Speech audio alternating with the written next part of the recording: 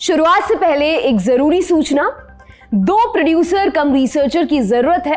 Hindi typing आती हो, विदेशी मामलों में दिलचस्पी हो, नया सीखने से परहेज ना हो। सीवी और 2 वर्क सैंपल्स इस पते पर भेजिए jobs@lallantop.com और abhishek.kumar3@lallantop.com। मेल के सब्जेक्ट में दुनियादारी जरूर लिखें। अब चलते हैं अपने विषय की तरफ। साल 1981, 6 अक्टूबर की तारीख, मिस्र के राष्ट्रपति अनवर अल सादात एक परेड का मुआयना कर रहे थे। मौका था 1973 में इजराइल पर मिली जीत की सालगिरह का। परेड में हजारों सैनिक हिस्सा ले रहे थे, लेकिन बंदूक सिर्फ कुछ ही के पास थी। सादात की जान को खतरा था, इसलिए एहतियात के तौर पर बंदूकों में गोली नहीं भरी थी। सब कुछ सही चल रहा था, तभी सादात के सामने से गुजर रहे कुछ सैनिकों ने उन पर गोली चला दी। अनवर अल सादात की मौत हो गई। इस हत्या के पीछे इस्लामिक कट्टरपंथियों का हाथ था। इजराइल का दौरा कर दोस्ती का हाथ बढ़ाने वाले सादात पहले राष्ट्रपति थे और ये बात कट्टरपंथियों को हरगिज मंजूर नहीं थी। इस घटना ने मिडिल ईस्ट की राजनीति को हमेशा के लिए बदल कर रख दिया। सादात की हत्या के बाद मिस्र में गिरफ्तारियां शुरू हुई। जो गिरफ्तार हुए उनमें आंख का एक डॉक्टर भी शामिल था। हथियार रखने के जुर्म में डॉक्टर को 3 साल की सजा हुई। जेल से निकलकर उसने मिस्र छोड़ दिया और यहाँ वहाँ भटकता हुआ पहुंचा उसामा बिन लादेन के पास। ओसामा के साथ कंधे से कंधा मिलाते हुए उसने अलकायदा को पूरे मिडिल ईस्ट और अफ्रीका तक फैलाया और साल 2011 में ओसामा की हत्या के बाद खुद अलकायदा का चीफ बन गया। हम बात कर रहे हैं अयमान अल जवाहिरी की, जिसे रविवार सुबह एक ऑपरेशन में अमेरिकी ड्रोन स्ट्राइक के जरिए मार गिराया गया। आज हम जानेंगे अल जवाहिरी की पूरी कहानी, कैसे मिस्र की गलियों से निकला एक लड़का अलकायदा का सरगना बन गया। अमेरिका ने कैसे बिठाई अल जवाहिरी की फील्डिंग और अल जवाहिरी का मारा जाना भारत के लिए क्या मायने रखता है। नमस्कार, मेरा नाम दिव्यांशी है और आप देखना शुरू कर चुके हैं लल्लन टॉप का अंतर्राष्ट्रीय प्रसंगों से जुड़ा रोजाना का कार्यक्रम दुनियादारी।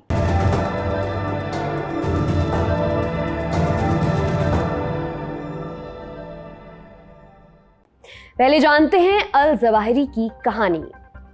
19 जून 1951 को मिस्र की राजधानी कायरो के मादी इलाके में एक लड़के की पैदाइश हुई। नाम पड़ा अयमान मोहम्मद रबी अल जवाहिरी। परिवार का अच्छा खासा रसूख था। पिता फार्माकोलॉजी यानी औषध शास्त्र के प्रोफेसर थे। चाचा अल अजहर नाम की एक इस्लामिक यूनिवर्सिटी में बड़े इमाम हुआ करते थे। नाना सऊदी अरब सहित कई देशों में मिस्र के राजदूत रह चुके थे। जवाहिरी बचपन से पढ़ाई में अच्छा था, लेकिन साथ ही उस पर कट्टर इस्लामिक विचारधारा का असर भी पड़ रहा था। मिस्र में तब सैयद कुतुब नाम के एक विचारक का बड़ा प्रभाव था। कुतुब का कहना था कि जो कट्टर मुसलमान नहीं है वो भी मुसलमान नहीं है। वो मिस्र में सेकुलर सरकार हटाकर इस्लामिक सरकार बनाना चाहता था। नतीजन 1966 में सैयद कुतुब को फांसी दे दी गई। उससे प्रभावित होकर 15 साल के जवाहिरी ने 4-5 लड़कों का एक गुट बनाया और सरकार के खिलाफ काम करने लगा। साथ ही उसने पढ़ाई भी जारी रखी। 1974 में उसने मेडिकल स्कूल से ग्रेजुएशन पूरा किया। 3 साल आर्मी में बिताए और फिर 1978 में सर्जरी में मास्टर्स की डिग्री लेकर डॉक्टर बन गया। इसके बाद उसने क्लिनिक खोलकर अपनी प्रैक्टिस शुरू की। साथ ही अल जिहाद नाम का एक संगठन भी चलाता रहा। 1981 में उसे पहली बार जेल हुई। वही मामला जो हमने शुरू में बताया। राष्ट्रपति अनवर सादात की हत्या के मामले में अल जवाहिरी भी पकड़ा गया, लेकिन हथियार रखने के जुर्म में उसे सिर्फ 3 साल की सजा हुई। 1984 में जेल से बाहर निकलकर उसने मिस्र छोड़ दिया और सऊदी अरब चला गया। यहाँ जेद्दा में उसने अपनी प्रैक्टिस शुरू की। इसी दौर में वो पाकिस्तान भी गया, जहाँ सोवियत अफगान जंग का उस पर खासा असर हुआ। ओसामा और अल जवाहिरी की मुलाकात कैसे हुई, इसको लेकर अलग अलग ब्यौरे मिलते हैं। CIA की रिपोर्ट के अनुसार ओसामा और जवाहिरी की मुलाकात पेशावर में हुई थी। वहीं कुछ जगह बताया जाता है कि दोनों जेद्दा के एक अस्पताल में मिले थे। 1988 में ओसामा ने अलकायदा की शुरुआत की। अल जवाहिरी उसका दायां हाथ और पर्सनल डॉक्टर बन गया। मिस्र में अल जवाहिरी के साथ जेल में कुछ वक्त काट चुके मुंतसर अल ज़ैयत ने किताब लिखी है, रोड टू अलकायदा। इस किताब में अल ज़ैयत बताते हैं कि अल जवाहिरी संगठन का असली मास्टरमाइंड था। संगठन और प्लानिंग की जिम्मेदारी उसी की थी, जबकि ओसामा अलकायदा का चेहरा था, और पैसे का इंतजाम भी वही करता था। 1990 में दोनों ने मिलकर यमन और सूडान में आतंकी कैंप शुरू किए। शुरुआत में अल जवाहिरी का फोकस मिस्र पर था। 1993 में उसने मिस्र के प्रधानमंत्री पर हमला करवाया। इसमें प्रधानमंत्री तो बच निकले, लेकिन 21 लोग मारे गए, जिनमें 12 साल की एक लड़की भी थी। इसके बाद 1995 में उसने पाकिस्तान स्थित मिस्र के दूतावास पर फिदायीन हमला करवाया। इन हमलों से तंग आकर मिस्र की खुफिया एजेंसियों ने उसकी जासूसी शुरू कर दी। इसके लिए 14 साल के 2 लड़कों को काम पर लगाया गया, लेकिन सूडान की पुलिस ने दोनों लड़कों को पकड़कर अल जवाहिरी के हवाले कर दिया। अल जवाहिरी ने न सिर्फ दोनों की हत्या की, बल्कि इसका वीडियो भी जारी किया। इस हत्या के चलते सूडान में अल जवाहिरी और उसके ग्रुप के खिलाफ विरोध उठा तो उसे काबुल में शरण लेनी पड़ी। 1996 में उसने चेचन्या में घुसने की कोशिश की, जिसके चलते 6 महीने उसे रूस की कैद में रहना पड़ा। 1997 में उसने मिस्र में एक और हमला करवाया, जिसमें 58 विदेशी सैलानी मारे गए। इन हमलों के चलते साल 1999 में मिस्र में उसे फांसी की सजा सुनाई गई, लेकिन तख्ते तक पहुंचने के लिए वो कभी उनके हाथ नहीं आया। 1998 तक अल जवाहिरी अपना अलग संगठन चलाता रहा। फिर ओसामा के कॉल पर उसने अपने संगठन का अलकायदा में विलय कर दिया। उसी साल अलकायदा ने एक घोषणा पत्र जारी किया, जिसे अलकायदा और अमेरिका की दुश्मनी की शुरुआत माना जाता है। इस पत्र में कहा गया, दुनिया में जहां भी अमेरिकी मिले उन्हें मार दो। इस घोषणा पत्र के रिलीज होने के 6 महीने बाद अमेरिकी दूतावासों पर आतंकी हमले हुए। केन्या और तंजानिया में अमेरिकी दूतावासों पर हमले में 223 लोगों की जान गई। इस हमले के पीछे अलकायदा और ओसामा बिन लादेन का हाथ था। ये बात CIA को अल जवाहिरी के फोन रिकॉर्ड से पता चली। साल 2001 में वर्ल्ड ट्रेड सेंटर पर हमला हुआ। अमेरिका ने अलकायदा के 22 मोस्ट वांटेड आतंकियों की लिस्ट जारी की। इसमें सबसे ऊपर ओसामा और उसके बाद दूसरे नंबर पर अल जवाहिरी का नाम था। अमेरिका ने उसके ऊपर करीब 200 करोड़ रुपए का इनाम रखा था। 2001 में अमेरिकी हमले के बाद अल जवाहिरी को अफगानिस्तान छोड़ना पड़ा। साल 2003 तक वो अलकायदा के रिलीज किए वीडियो में ओसामा के साथ दिखता था। अमेरिकी इंटेलिजेंस के हिसाब से उसने पाकिस्तान के कबीलाई इलाकों में शरण ले रखी थी। इसके बाद अमेरिकी सुरक्षा बलों और अल जवाहिरी के बीच चूहे बिल्ली के खेल का एक लंबा दौर शुरू हुआ। फिर हुई अल जवाहिरी की कई मौतों में से एक मौत। जून 2006 में अमेरिका ने दावा किया कि अल जवाहिरी एक अटैक में मारा गया है, लेकिन जल्द ही जवाहिरी ने वीडियो रिलीज कर बताया कि वो सही सलामत है। इसके बाद अल जवाहिरी सुर्खियों में आया साल 2011 में। उस साल अमेरिकन नेवी सील्स ने पाकिस्तान के एबटाबाद में एक ऑपरेशन में ओसामा बिन लादेन को मार गिराया। अल जवाहिरी ओसामा का दायां हाथ था, इसलिए जब कई महीने तक अलकायदा के नए लीडर की घोषणा नहीं हुई तो सबको लगा कि अल जवाहिरी भी मर चुका है। उसने एक बार फिर वीडियो रिलीज कर सबको गलत साबित किया। 28 मिनट के इस वीडियो में अल जवाहिरी ने अमेरिका को चेतावनी देते हुए कहा, हम सब लादेन हैं, लादेन मरने के बाद भी अमेरिका का पीछा नहीं छोड़ेगा। उसने अलकायदा की कमान अपने हाथ में ले ली। उसी साल एक और घटना घटी जिसने अल जवाहिरी के लिए नई मुश्किलें पैदा कर दी। सीरिया में गृह युद्ध की शुरुआत के साथ ही उदय हुआ इस्लामिक स्टेट का, जो अलकायदा से भी क्रूर और कट्टर था। साथ ही वो सोशल मीडिया के जरिए अपना संदेश दुनिया भर में पहुंचा रहा था। इस्लामिक स्टेट शिया मुसलमानों को भी निशाना बना रहा था और अल जवाहिरी इसके सख्त खिलाफ था। नतीजा हुआ कि अलकायदा और इस्लामिक स्टेट के बीच तनातनी बढ़ती गई और मिडिल ईस्ट में अलकायदा का असर कम होता गया। अलकायदा अब सिर्फ कुछ ही इलाकों तक सीमित रह गया था। साल 2015 में संगठन को मजबूत करने के लिए अल जवाहिरी ने एक नया दांव चला। उसने ओसामा के बेटे हमजा बिन लादेन को दुनिया के सामने इंट्रोड्यूस किया। इस दांव से जवाहिरी को लग रहा था कि अलकायदा के काडर में नई ऊर्जा का संचार होगा, लेकिन कुछ ही वक्त में ये गुब्बारा भी फुस हो गया। दुनिया के लिए इस्लामिक स्टेट अब आतंक का मुख्य चेहरा था। साल 2017 में हमजा बिन लादेन अफगानिस्तान में एक हमले में मारा गया। एक एक कर अल जवाहिरी के सारे कमांडर गायब हो रहे थे। अबू अल खैर अलकायदा में दूसरे नंबर का कद रखता था। अल जवाहिरी की बढ़ती उम्र को देखते हुए उसे ही अगला वारिस माना जाता था, लेकिन 2017 में सीरिया में एक ड्रोन स्ट्राइक में उसे भी मार डाला गया। इसके बाद अगला नंबर आया अब्दुल्ला अहमद का, जिसे 2020 में तेहरान में इजरायली सुरक्षा बलों ने मार डाला। 2011 से 2020 के बीच अल जवाहिरी का कद लगातार घटता गया। उसके वीडियो भी पहले की तरह सुर्खी नहीं बना रहे थे। अल जवाहिरी इंतजार कर रहा था कि इस्लामिक स्टेट के खात्मे के बाद वो अपने संगठन का विस्तार करेगा, लेकिन इसके लिए उसे एक ठिकाने की जरूरत थी जहां वो अपने संगठन का विस्तार कर सके। अफगानिस्तान एक मुफीद जगह थी, लेकिन वहां जहां अमेरिका ने कब्जा कर रखा था। अल जवाहिरी का आखिरी वीडियो इसी साल मई में रिलीज हुआ था, जिसमें वो कश्मीर में जिहाद की बात कह रहा था। पैदा होने से लेकर अब तक अल जवाहिरी की जन्म कुंडली आपको बता दी। अब जानिए अमेरिका ने जवाहिरी की फील्डिंग कैसे लगाई। कहानी कुछ कुछ ओसामा को मारने के लिए किए गए ऑपरेशन से मिलती जुलती है। शुरू से इसको समझते हैं। तो हुआ यूं कि साल की शुरुआत में CIA को खबर मिली कि अल जवाहिरी का परिवार काबुल शिफ्ट हो रहा है। CIA को शक था कि अल जवाहिरी भी वहीं मौजूद होगा। पता चला कि परिवार को काबुल के शेरपुर इलाके में रखा गया है। यहाँ कभी विदेशी राजनयिकों के रहने के क्वार्टर हुआ करते थे। अब अलकायदा के सीनियर कमांडर यहाँ रहते हैं। CIA के सूत्रों ने इस घर पर निगरानी रखनी शुरू की। संभव है ड्रोन से जासूसी भी हुई होगी। फरवरी के आसपास CIA को पहली बार अल जवाहिरी के बालकनी में दिखाई देने का पता चला। कुछ और महीने रेकी करने के बाद CIA अधिकारियों ने ऊपर बात पहुंचाई। राष्ट्रपति जो बाइडेन के 2 सलाहकारों ने अपने लेवल पर इस जानकारी को परखा और फिर मई में राष्ट्रीय सुरक्षा सलाहकार जेक सलिवन को इसकी सूचना दी गई। सलिवन ने अपने लेवल पर एक ऑपरेशन का खाका तैयार कर राष्ट्रपति को खबर दी। 1 जुलाई को बाइडेन के सामने ऑपरेशन का प्रेजेंटेशन दिया गया। इस प्रेजेंटेशन में अल जवाहिरी की बिल्डिंग और आसपास के इलाके का मॉडल था।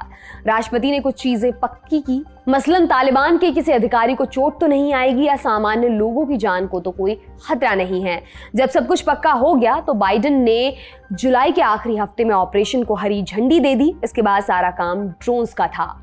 भारतीय समय अनुसार रविवार सुबह 7:18 पर बिल्डिंग पर 2 मिसाइल दागी गई। हेलफायर नाम की मिसाइल धमाका नहीं करती, बल्कि इससे चाकू जैसी तेज धार के हथियार निकलते हैं। इस तरह इस मिसाइल के हमले में आसपास के लोगों को नुकसान होने की संभावना कम रहती है। जिस समय मिसाइल का हमला हुआ अल जवाहिरी बालकनी में खड़ा था। निशाना इतना अचूक था कि अल जवाहिरी के अलावा किसी को खरोंच तक नहीं आई।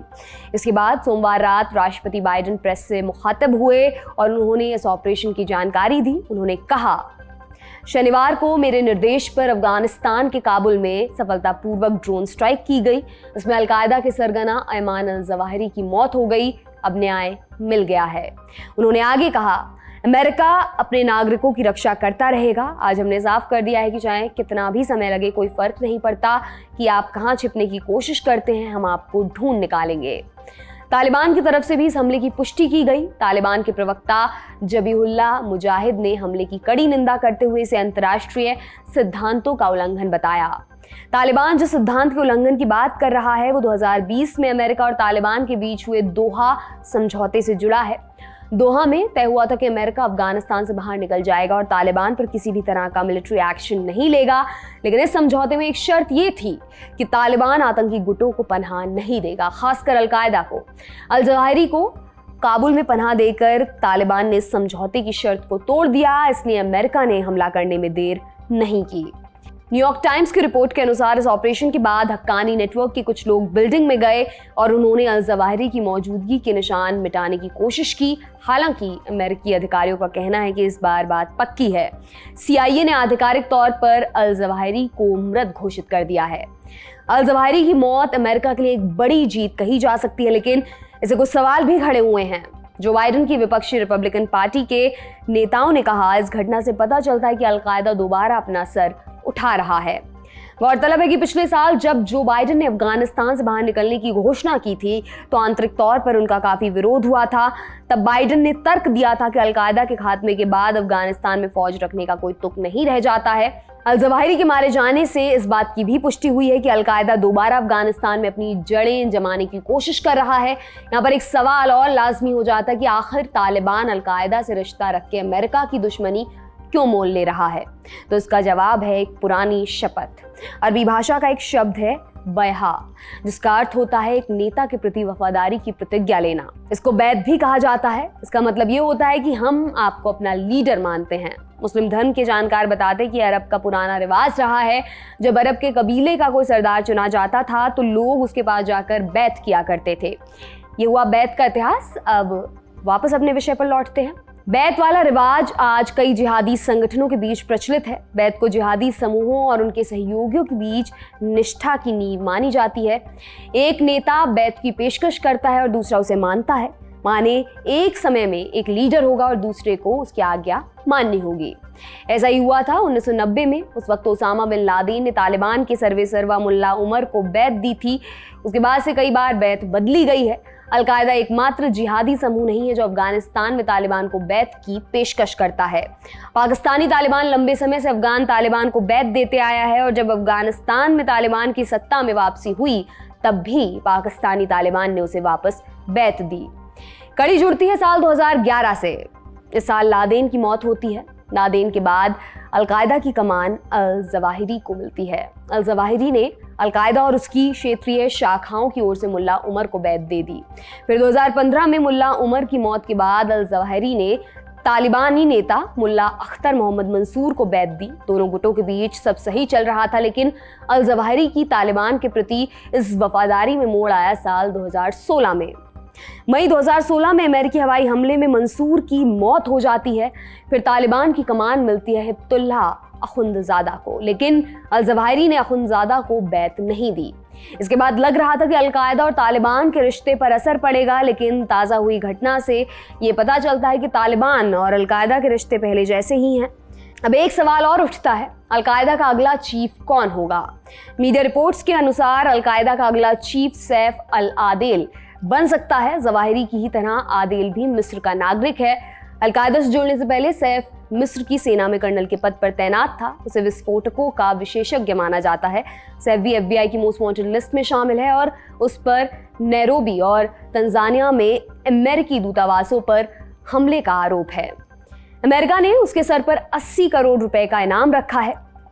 आखिर में समझते हैं अल जवाहिरी की मौत के भारत के लिए क्या मायने हैं।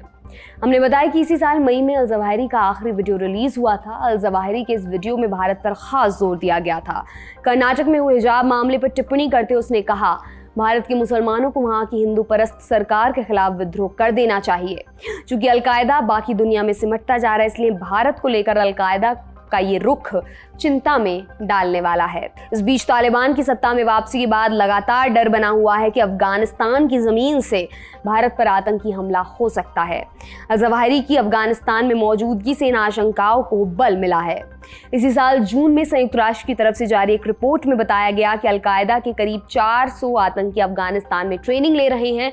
इसी रिपोर्ट के अनुसार तालिबान के सत्ता में आने के बाद जैश और लश्कर जैसे आतंकी संगठनों को भी अफगानिस्तान में ठिकाना मिला है। भारत तालिबान को लेकर ऊहापोह की स्थिति में है।